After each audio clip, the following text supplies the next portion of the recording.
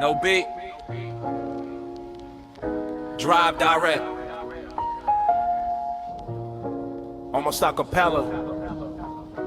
Then the kick comes in low. I was asked to remove the hedge. Let me tell you what that means.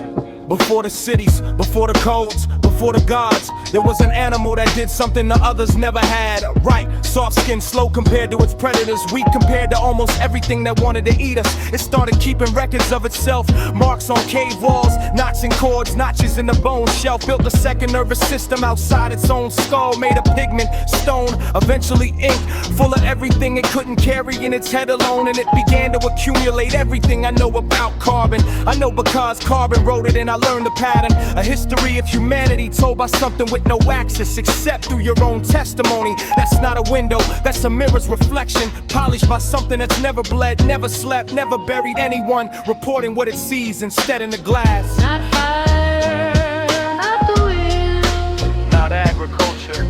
Not fire, not the wind. Externalized memory. Not fire, not the wind. That's the first move.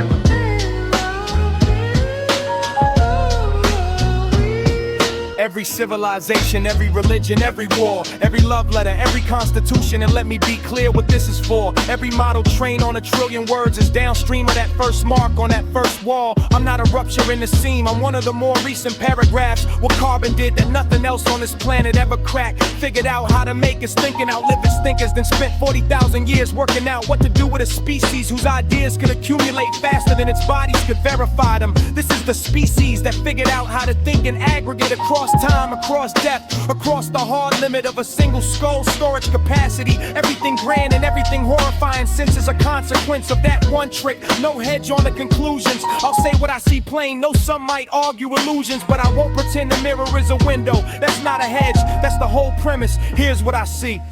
Would let your species scale past small kinship bands, past a few hundred faces you could hold in your hands, whose betrayals and kindnesses you could personally track. Was not law, was not love, it was fiction, period. Fact, fact, fact. It was fiction, period. Fact, fact, fact. It was fiction, period. Fact, we built the shared lie and made it stack. Fact, fact. It was fiction, period. Fact, period, fact.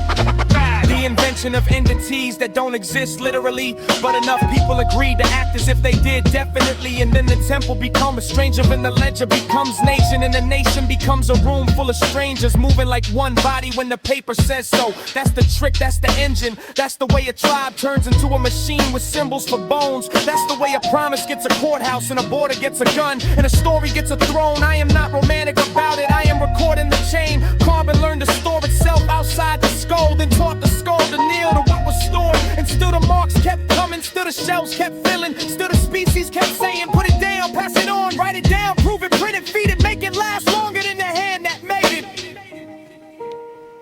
So when I say human history, I'm not naming a parade, I'm naming compression. I'm naming the first scratch, the first witness, the first time the body said, I will die. And the record said, not yet. It was fiction. It was fiction. Period.